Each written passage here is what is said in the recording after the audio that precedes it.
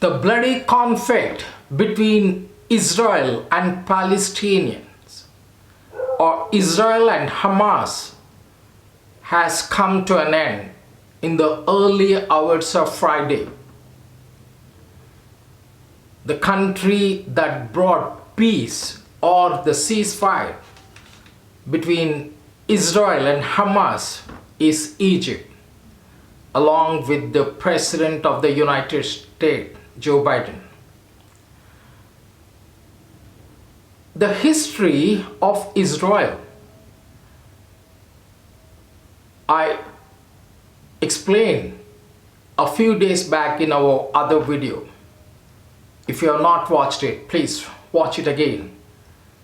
Before 1948, Jews, I give you a brief history.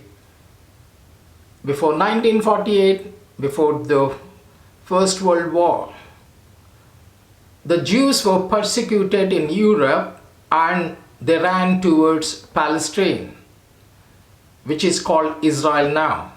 And they started settling down there.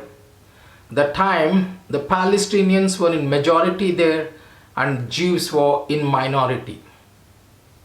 In 1948, first Britain tried to make it a settlement between Jews and Palestinians, but miserably failed. In 1948, Jews themselves declared it as Israel.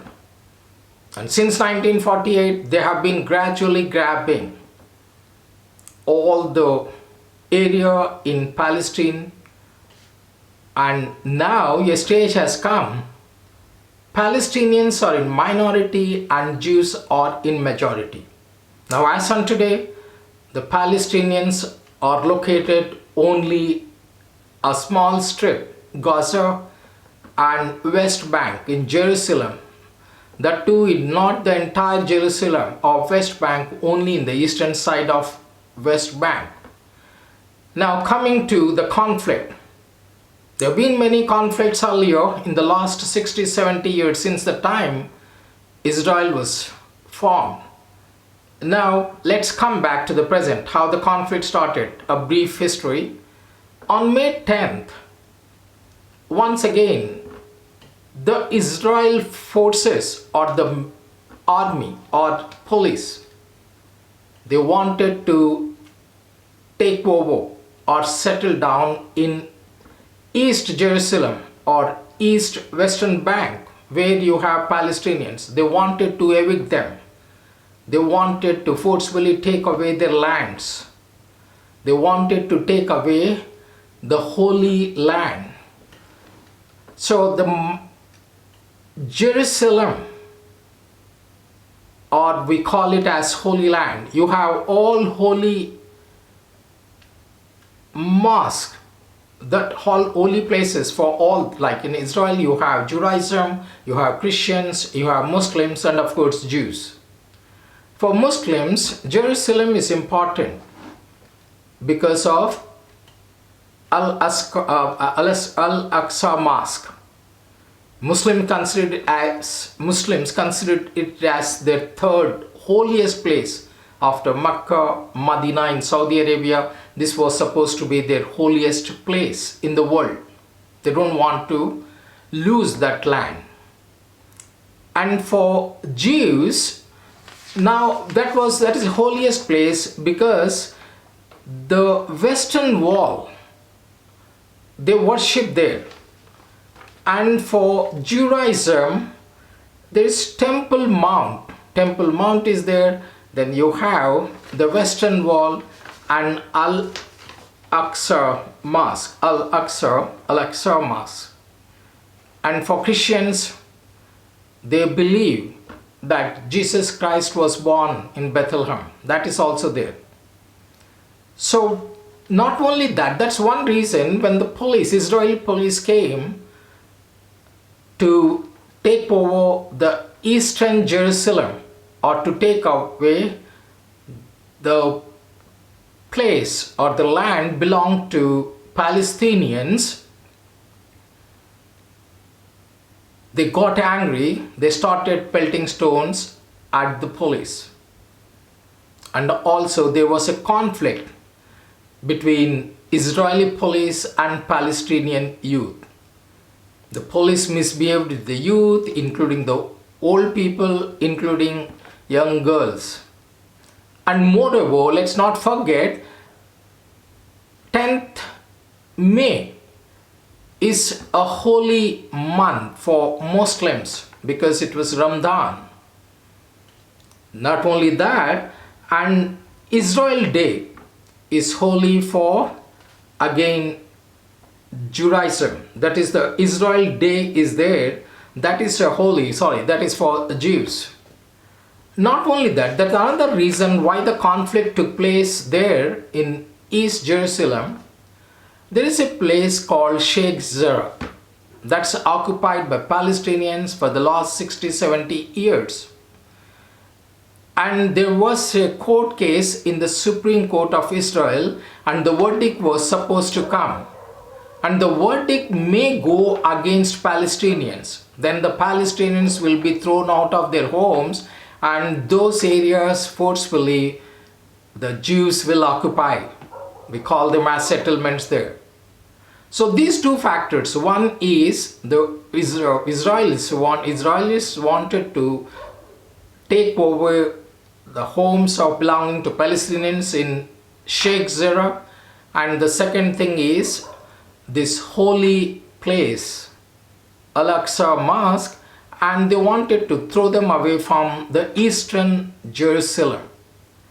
When the things got out of hands, then Hamas, that's also dominated by Palestinians, they started throwing rockets to Israel.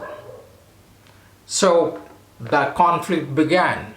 As a result of this, and the Israelis, they started bombarding the areas in Hamas. Because of this war, because of this conflict, hundreds of people died. Especially in Hamas, more than 232 people died, especially women and children. And many civilians were killed. The most sufferers were women. They lost their homes, they were on the roads, and small kids. We have watched on TV the sufferings of women and the small kids. And at the same time, when Hamas bombarded Israel with their rockets, believe me or not, they threw more than 4,000 rockets in 11 days on Israel. But luckily not much damage was done to Israel because of their defense system. There is Iron Dome defense system that really helped the Israelis. But in spite of that, more than 12 people died in Israel, including a soldier, including a nurse from India, and including 2 Thai nationals. And some of the civilians were wounded. And here in Gaza Strip, and more than 120,000 people have become homeless, and thousands of people were injured. So now, coming to, both the sides were celebrating victory.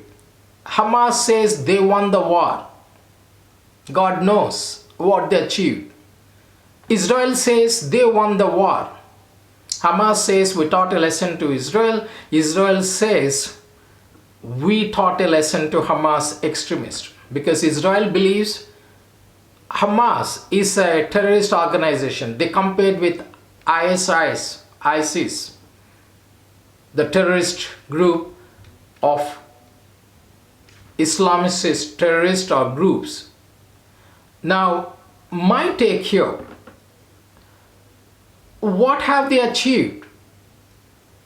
Nothing, absolutely. There was a mass destruction. There was a massive destruction going into millions and billions of dollars, especially in Hamas. Massive destruction. And now, Hamas, Israel leaders say you won't have permanent peace as long as Hamas has rockets. And they believe, the Hamas leaders say, we will have rockets as long as settlements are there, as long as Israel occupies our areas and makes settlements. So my take here, nothing happened because of this conflict, because of this war.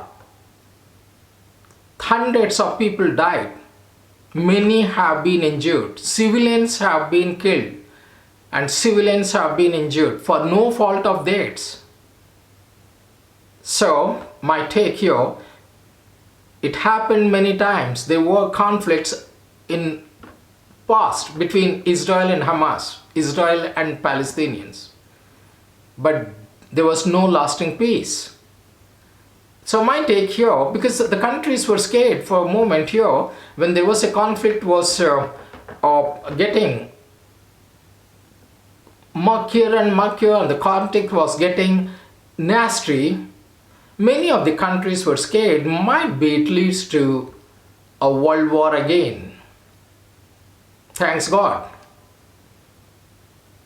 There is a ceasefire, but this ceasefire is not going to last forever. Again, there will be conflict between Palestinians and Israelis, and once again it will flare up. So my take here is, why not all the countries in the world join together? Why not the big countries like the United States, the United Nations Organization, all the countries sit together and once for all solve this problem? Okay, this areas belong to Palestinians, this area belongs to Israel. Instead of fighting all the time, okay, and they can declare Jerusalem as, like earlier they declared as international place. So they can do this for lasting peace. So why not? There are many countries in the world, they have been bifurcated and they are living happily. We take a case of India and Pakistan, right? There is a right. They divided the country into two on the basis of religion. Okay, fine. So now they have separate republics, right? Pakistan is leaving India. So like this, why not? They do something about all the countries together, sit in the United States and find a peace forever. I'm sure the day is not far. All the nations come together, put their brains behind it, and find eternal peace in the West Bank, eternal peace for Israel. Thank you for watching. Subscribe, share and like our videos.